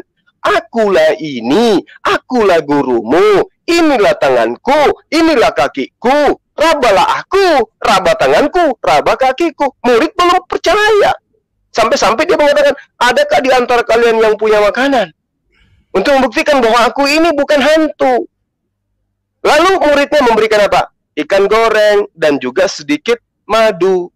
Apakah memberi ikan goreng kepada Yesus, memberikan madu kepada Yesus untuk membuktikan Yesus itu Tuhan? Atau untuk membuktikan Yesus itu bukan hantu? Orang waras pasti akan menjawab, untuk membuktikan Yesus itu bukan hantu. Berarti Yesus tidak mengalami kematian. Karena masih ada jasadnya. Makan ikan goreng. Hantu nggak mungkin makan ikan goreng. Roh tidak mungkin makan ikan goreng. Yang ada adalah jasadnya makan ikan goreng. Berarti data akurat, kitabnya Kristen sendiri membuktikan bahwa Yesus itu tidak mati di salib. Demikian dari saya sementara. Silakan yang lain. Baik, silakan sahabat yang lain yang ingin menanggapi, ingin menjawab mungkin juga pertanyaan ini. Oke, kalau tidak ada, ini ada pertanyaan lagi di live chat dari Elis Lydia. Assalamualaikum Ustadz Zuma, saya ada anak perempuan mau menikah, tapi ayahnya beragama Kristen. Apakah berhak menjadi wali nikah si anak tersebut? Terima kasih. Tafadhal Gurunda. Biar yang lain yang jawab. Kalau saya nggak boleh karena beda keyakinan. Ya, silakan yang ingin menjawab pertanyaan ini.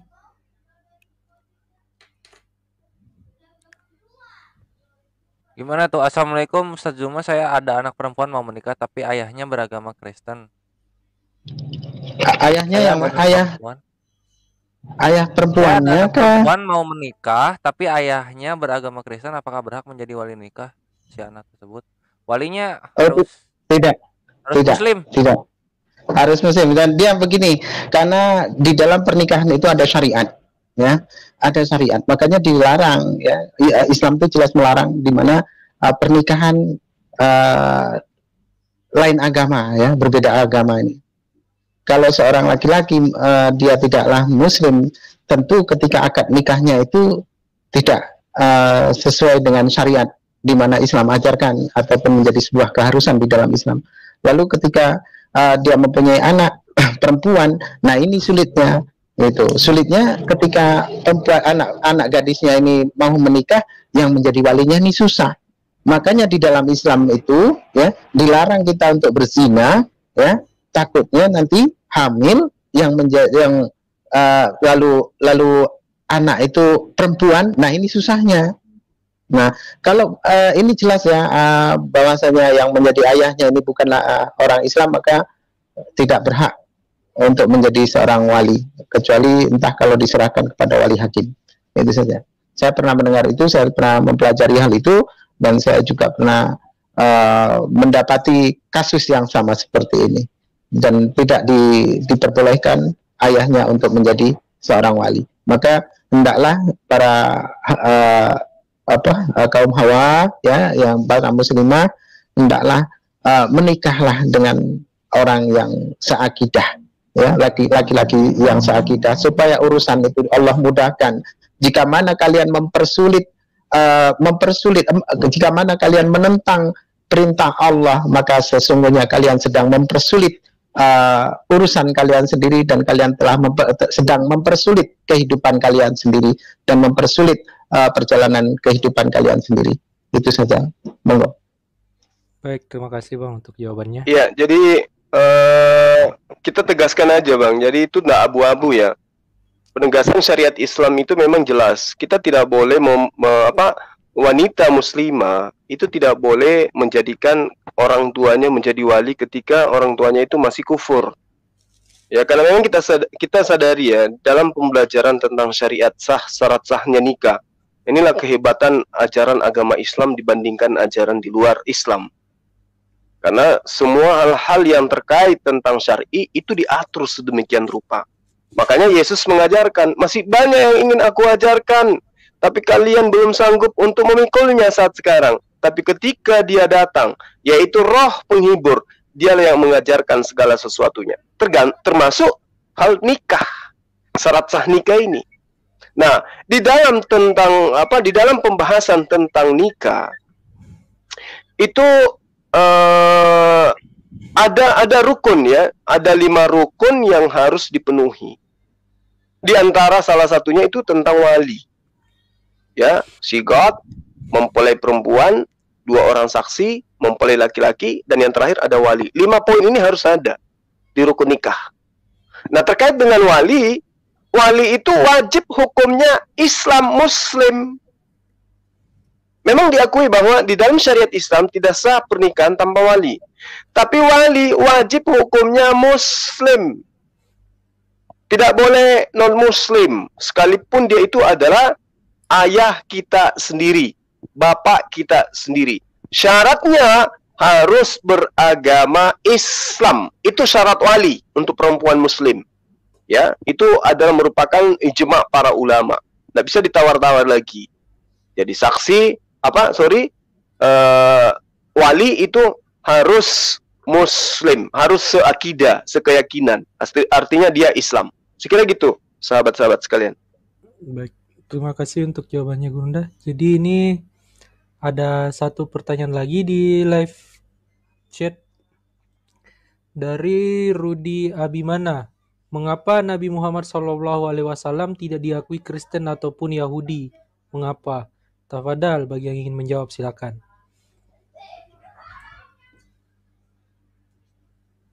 Kalau diakui oleh Kristen dan Yahudi, neraka kosong, Bang. Lanjut yang lain. Siap.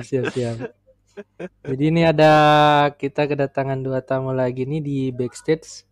Silakan, mungkin ingin bertanya. Wah, malam panjang ini.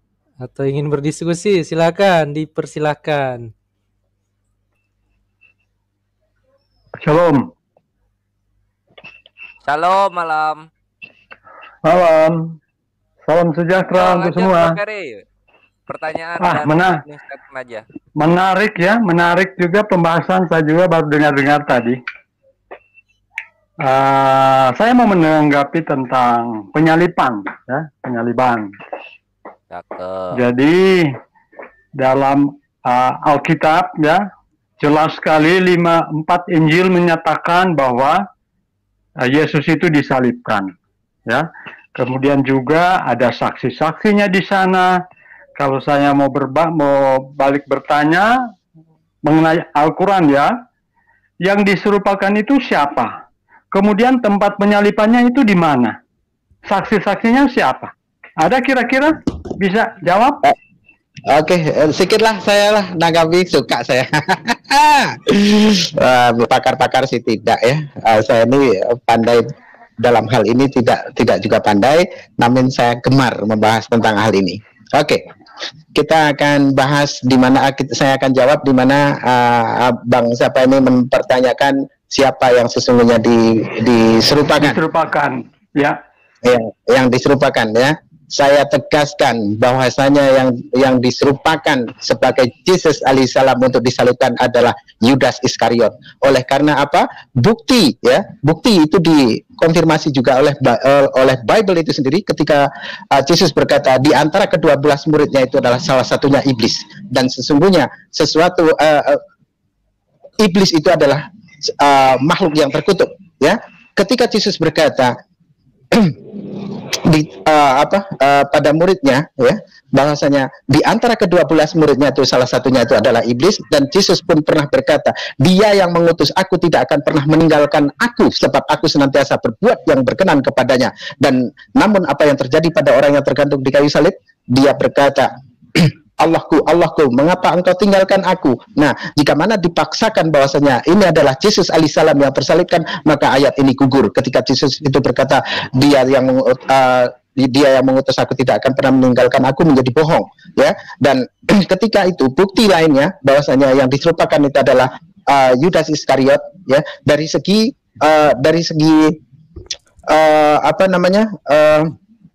pembelian tanah Priok, ya, yang dimana Yudas Iskariot ini matinya pun tidak jelas. Dia mati gantung diri kah atau mati jatuh telungkup? Itu yang kedua.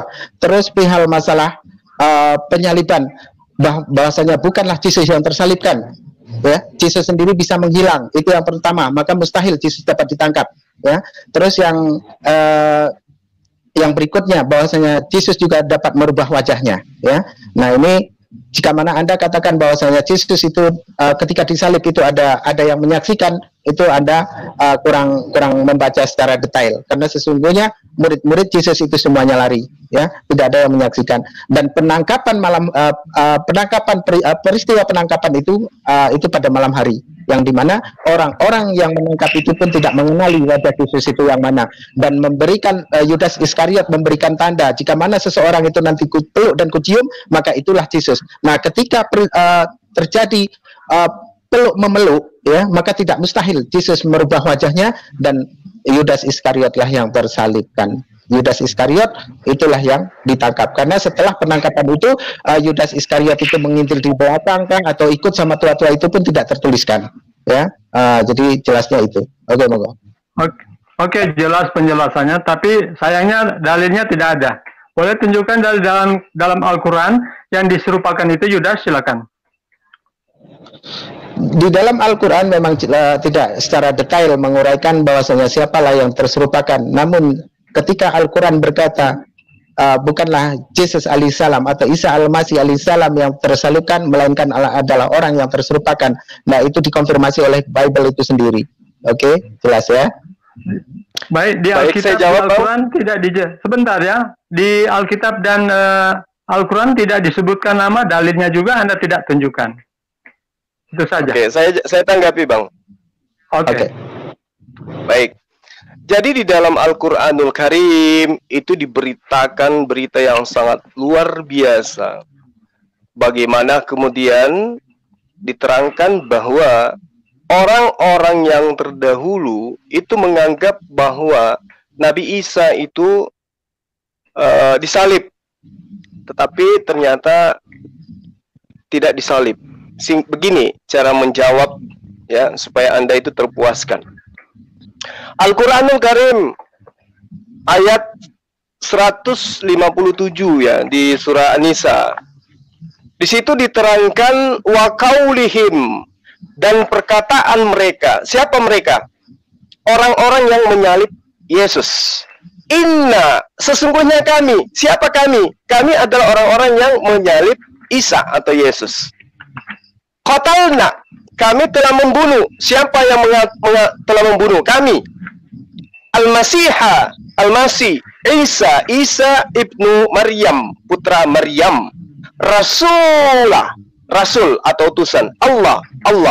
Wama, dan tidak qataluhu, mereka membunuhnya.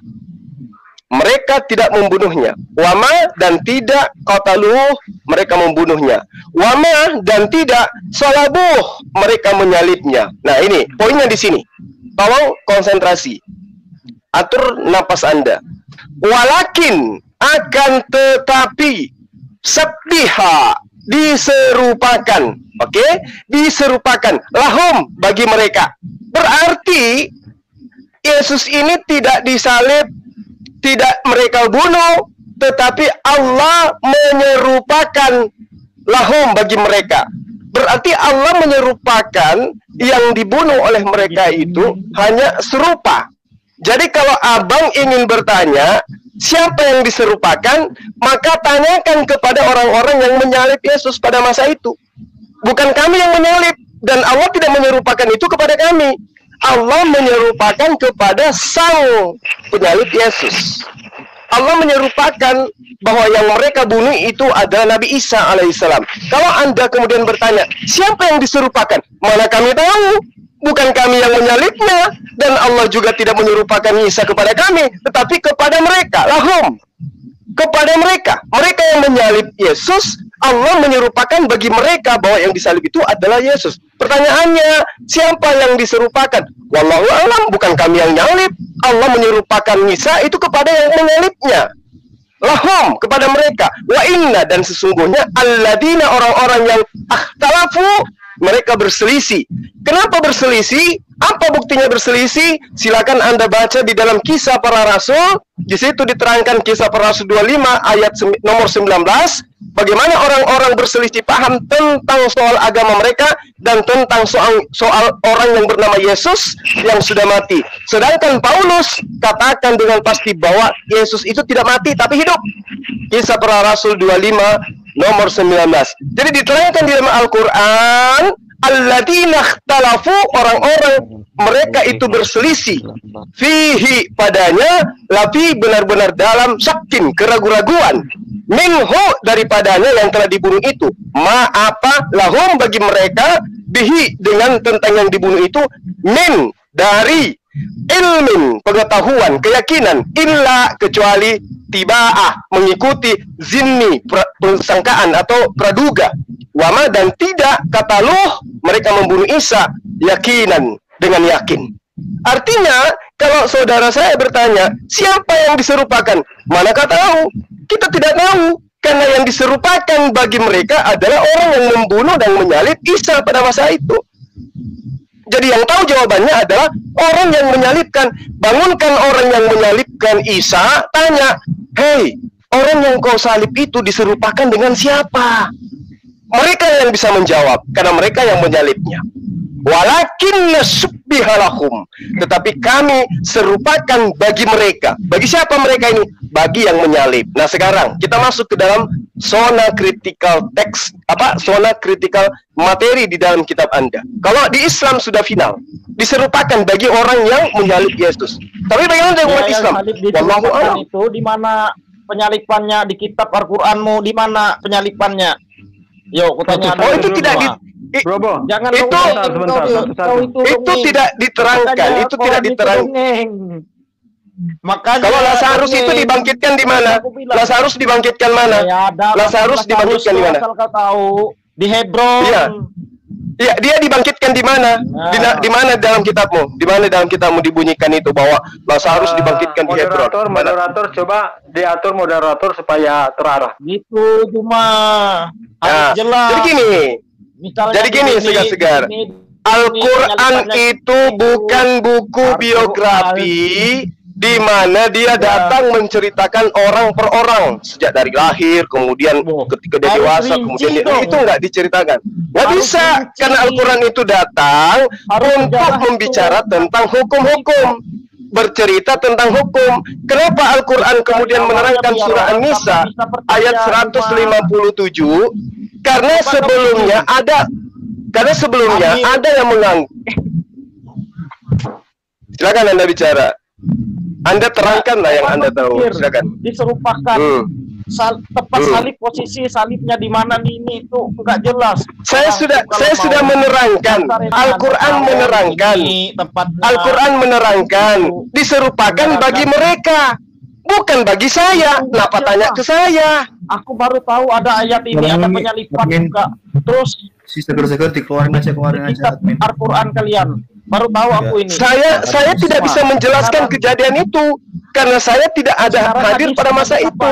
Diserupakan bagi mereka yang menyalib Isa.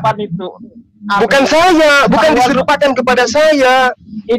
Itu ketahuan banget dongengnya Quran itu. Kalau gitu tuh nggak jelas ceritanya. Orang tuh dari A sampai Z harus teratur. Itu maksudnya mah.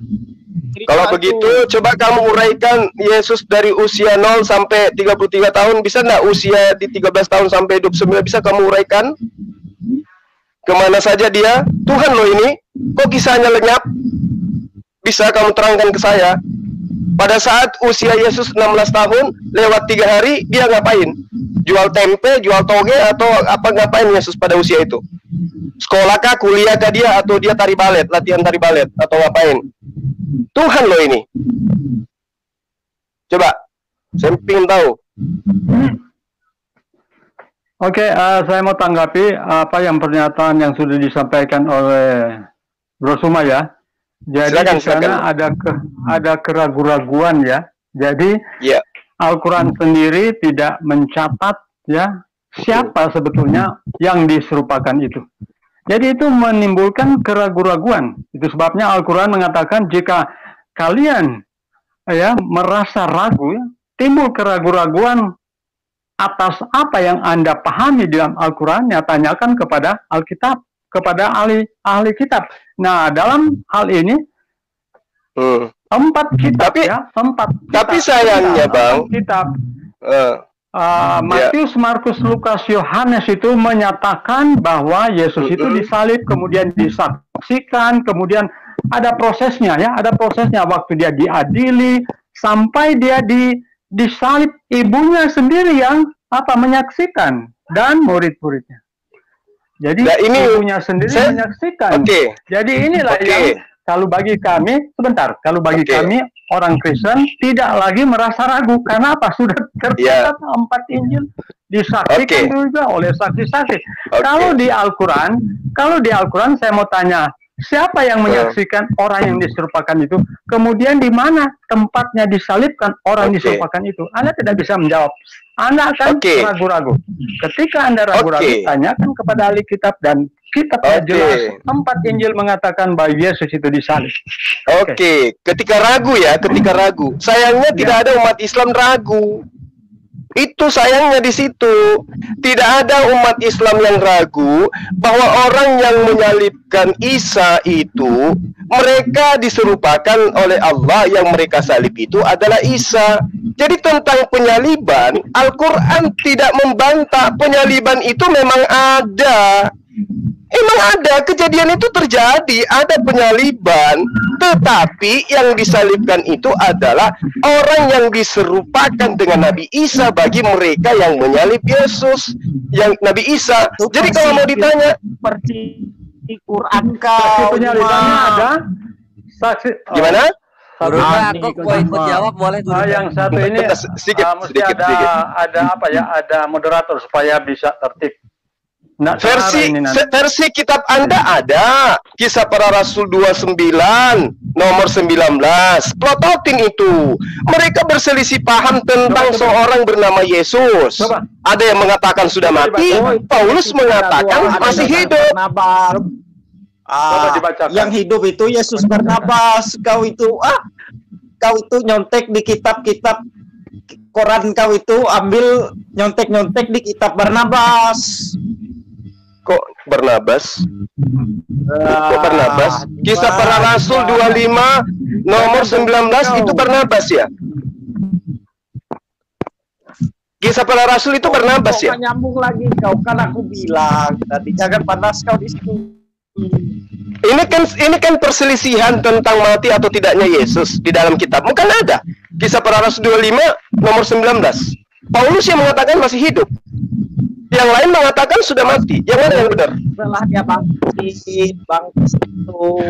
Tetapi mereka berselisih paham dengan dia tentang soal-soal agama mereka dan tentang seorang yang bernama Yesus yang sudah mati, sedangkan Paulus mengatakan Yesus masih hidup. Berarti apa yang diterangkan oleh Al-Quran itu sudah benar. Alladzina ikhtalafu fihi lafi syakkim minhu. Mereka ragu-ragu terhadap apa yang mereka lakukan. Silakan yang mau lanjut. Yo, kalian tuh ragu-ragu dengan apa yang kalian lakukan. Yesus nunjukin tangan. Itu pertama. Kau yang ragu-ragu, ini kan kita bertanya kepada ahli kitab nih. Moderator supaya ini kan kita bertanya pada ahli kitab nih. Ya, baik. Kalau gua nggak panas, lu jangan panas nih. Ketika gua bawain sumber Yahudi mengenai Yesus, lu jangan panas. Ini kita akan bertanya kepada ahli kitab nih. Kan itu tadi versi Yahudi Yunani, versi Yahudi Biblos. Sekarang kita tanya versi Yahudi aslinya. Nah, gini nih, kita lihat sekarang Yahudi asli ngomongnya apa nih soal Yesus. Jangan terguncang nih, seger-seger. Siapa yang terguncang, Kores? Percuma, kau percuma.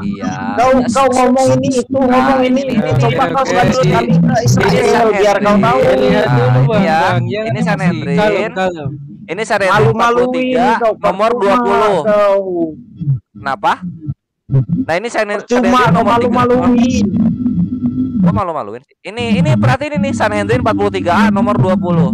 Ini punyanya Yahudi. Lihat nih, perhatiin di sini ada kata Yesus. Gua kasih yang gede nih. Gua kasih yang gede nih, Yesus. Yesus. Kita satu Indonesia. Isn't it talking Baraita? Bukankah ini diajarkan di pengajaran kita? Itu ya. Di situ ya. Bahwa ketika di sore hari Paskah mereka menggantung mayatnya Yesus Nazaret. setelah mereka membunuh Udah dengan jelas cara dongeng kamu itu. rajam, buar meledak kalian Tritung. Gitu loh. Inilah kenapa Percuma, coba sekali-kali kau main ke Israel. Ini kenapa? Jadi dirajam atau disalib nih Yesus nih? Woi. Ini kok Yahudi ngomongnya Yesus Coba dirajam. sekali-kali kau main ke Israel biar kau tahu sejarahnya kapan perlu dirajam. Tahu nggak dirajam tuh diapain? Dilemparin batu matinya Israel itu. Iya. Jangan tergoncang, diserupakan. Tolong segar-segar Aku tuh bingung. Ini loh. Salah. Masa yang asli salah bisa itu. mengubah cerita. Ini loh. Malu-maluin Yesus itu. Ini loh. Nah, jangan terguncang. Jangan terguncang. Kenapa jangan terguncang? Ini loh. Yesus mati dilemparin batu. Bisa baca nggak? Bisa bahasa Inggris nggak? Nih, gua kasih bahasa Indonesianya ya. Nih, gua copy ini. Gua kan bawa ke terjemahan nih. Gua bawa ke terjemahan. Nih, seger-seger baca nih. Terjemahan bahasa Inggris ke bahasa Kalimantan. Bahasa Indonesia. Nah, sini ya. Nah, pada malam Paskah, mereka menggantung mayat Yesus orang Nazaret. Setelah mereka membunuhnya dengan cara dirajam, bukan disalib. Kenapa lambangnya salib bukan batu? Woi, Sekir. Jawab, woi. Dijawab loh. Ini dirajam loh matinya Yesus ini, kata orang Yahudi. Makanya kalian itu jangan belajar Yahudi dari Biblos. Itu kan yang bikin bahasa Yunani. Yahudi versi-versi imajinasinya orang-orang Yunani. Ini Yahudi asli udah ngomong. Yesus yang kalian imani, yang kalian tuhankan itu udah dibunuh oleh Yahudi dengan cara dilemparin batu. Apa cerita dari salib gimana? Boleh saya tanggapi? Ya, boleh, silakan. Oke. Coba. Jadi apa yang sudah disampaikan oleh Bro Suma itu bawa halusinasi dari Biblos lagi soal Yahudi. Coba lanjut. Oke, jadi pertentangan yang sudah disampaikan oleh Bro Suma tadi itu adalah ketika Yesus sudah bangkit itu. Jadi mereka tidak percaya bahwa Yesus itu mati kemudian bangkit, kemudian hidup kembali. Jadi itu sudah sesudah penyaliban. Kemudian Anda sebentar. Ya, kita kasih waktu dulu. Nanti sebentar Anda santai. Ya. Jadi jangankan kitab yang Anda tunjukkan itu siapa yang menulis ya? Jangankan kitab itu di zaman Yesus saja mereka sudah menolak Yesus ya. Di zaman Yesus saja mereka sudah menolak Yesus. Tetapi dengan kejadian ya ketika Yesus disalibkan kemudian Yesus itu bangkit, mereka siapa? Disalib, mereka siapa? Ahli kitab itu nggak cuma Nasoro loh. Ini kita ahli kitab itu Yahudi loh. Nanti Anda sebentar baru. Nanti Anda bantah sebentar ya. Nanti Anda bantah sebentar. Jadi 4 Injil itu mengatakan bahwa Yesus itu disalib ya. Namun sebelum disalib ada melalui proses-proses dan semua ada saksi-saksi mata. Beda dengan apa yang diserupakan di Quran itu tidak ada saksi mata sekalipun. Di mana penyalipannya, siapa yang diserupakan, semuanya timbul tanda tanya. Makanya Quran menganjurkan tanyakan kepada ahli kitab. Dan ahli kitab 4 kitab, sebentar. 4 kitab ini mengatakan bahwa Yesus itu disalib, ya. Dan Yesus sendiri yang mengatakan itu juga kan dia akan menderita dan akan mati, bangkit pada hari yang ketiga, dan itu sudah terjadi dan disaksikan oleh murid-muridnya termasuk yang bangkitin siapa? Ya, yang bangkitin siapa?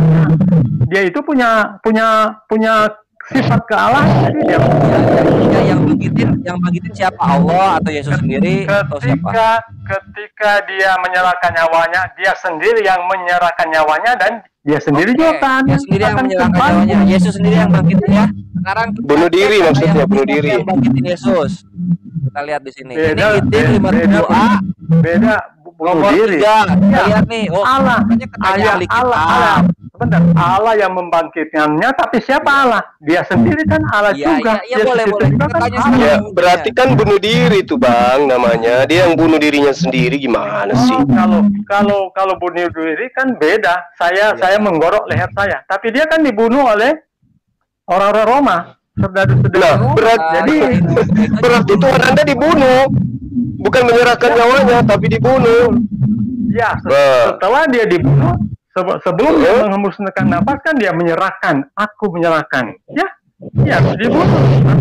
Berarti dia mati bukan gara-gara disalib, tapi gara-gara minum anggur beracun. Oh, berarti itu, Yesus itu mati. pemahaman Anda. Itu pemahaman Anda. Gimana ceritanya? Gimana ceritanya? Baca kitab Anda gitu loh. Tunggu akhi, Coba saya pikir cukup. saja Anda disalib, dipaku apa karena itu dia di Oke. apa? Oke, saya akan jawab ini. Ya, saya paham apa yang Anda sampaikan itu. Sekarang jika manalah Anda meyakini bahwasanya Yesus itu benar-benar tersalibkan, ya, lalu peristiwa penyaliban itu menjadi sebuah kunci utama, ya, di mana hanya penyelamatan itu ada, ya, untuk Ini penebusan ada dosa. suara menciut. Ini apa ya? Suara menciut ini, Bang. Punya beliau ini, beliau nyetel YouTube gitu. Tolong dimatikan YouTube-nya dulu, Bang. Aduh, pusing saya. Mute dulu, Bang, ya, saya mute dulu. Ya, silakan. Jadi peristiwa penyaliban itu jam berapa sesungguhnya terjadi dan hari apa yang sesungguhnya peristiwa itu terjadi. Jika mana memang ya tidak ada perselisihan seperti apa yang disampaikan oleh Al-Quran, di mana mereka berselisih tentang hal penyaliban Yesus itu, ya. Jadi jam berapa sesungguhnya Yesus itu disalibkan dan hari apa Yesus itu disalibkan? Monggo. Jam 12 kah? Jam 12 kah? Jam 9? Penyalibannya jam-jaman kesini dulu nih, tadi yang soal bangkit-bangkitin dulu ya, kita habisin dulu yang bangkit-bangkitin. Nah ini sampai jam 3. Iya. Nah ini sebelum ke jam-jaman itu nih, sekarang kesini dulu nih. Ini yang bangkitin kalau kata ahli kitabnya sendiri, yang bangkitin itu onkelos. Onkelos ini rabi, seorang manusia membangkitkan Yesus. Nih, onkelos then when and raise Jesus the Nazarene. Nah, nggak bisa bahasa Inggris, kita terjemahan aja. Sekarang dunia digital, kebenaran mudah dicari. Onkelos kemudian pergi dan membangkitkan Yesus. Duar, selamat datang di kebenaran, ahli kitab yang ngomong. Nah, terdiam kan? Iyalah. Makanya jangan sok-sok nanya ahli kitab. Udah tahu Islam ini membela kemuliaan Yesus tanpa sampai menuhankan. Ahli kitab itu bukan Kristen loh, Pak. Ahli kitab itu bukan Kristen, ahli kitab itu Yahudi. Ya, berarti Quran salah. Kenapa bilang diserupakan? Ya kan? Ya, diserupakan bagi orang yang menyalib pada saat itu. Berarti kan Quran salah, betul Yahudi itu dibangkitkan. Nah, ya, sekarang kayak gini, sekarang kita lihat itu Anisa 1171 ya. Nah, udah nggak bisa kabur ya, disalib ternyata salah, ternyata dirajam kata ahli kitab, kemudian dibangkitkan Tuhan atau dibangkitkan sendiri salah karena dibangkitkan oleh Rabi Onkelos kata ahli kitab. Jangan ngelanggar nih kekristenan. Sekarang kita lihat Al-Quran ngomongnya apa. Anisa 171.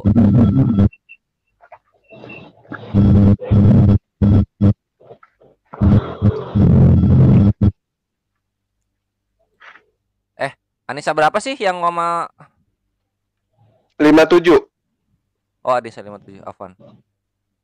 Nah, kita lihat Anissa 57. Aduh, mana nih? Nah, ini ya. Adapun orang-orang bukan Gurunda. 157. 157. Oh, ini.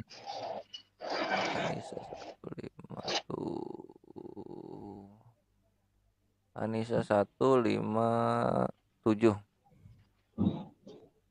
Nah ini ya. Dan karena ucapan mereka sesungguhnya kami telah membunuh Al-Masih Isa putra Maryam, Rasul Allah, padahal mereka tidak membunuhnya dan tidak pula menyalibnya. Nah ini, jadi Yahudi yang ngomong Yesus dirajam salah, terus Tritums yang ngomong Yesus disalib salah juga dua-duanya. Tapi yang benar adalah orang ini diserupakan. Nabi Isa alaihissalam itu diserupakan karena mujizat Nabi Isa adalah bisa merubah wajah. Itu ada di Lukas. Selamat datang di kebenaran. Kalau misalnya kalian mau nanya ke ahli kitab, jangan dipakai itu perjanjian baru. Tabok-tabok sama kita. Gitu, Maitri. Inilah kenapa ada keraguan-raguan tentang yang dibunuh itu. Kalian ngomong udah disalib, padahal sehari sebelumnya udah dirajam Yesus itu. Yang kalian salib itu siapa? Kalau misalnya udah.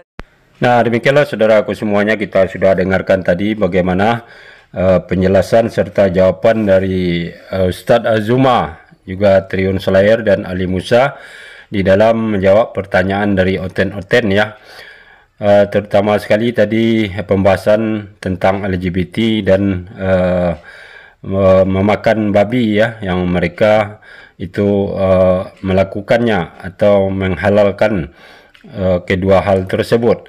Nah ini tentu kalau kita lihat dari segi pantas atau tidak pantas saja, ini sudah tidak bisa kita terima ya, karena hal tersebut tidak patut kita lakukan sebagai manusia normal tentunya, apalagi dilihat dari sisi lain, dan terutama sekali ini bukanlah ajaran dari Tuhan Allah Subhanahu wa taala, tidak pernah untuk menyuruh ya untuk melakukan hal tersebut.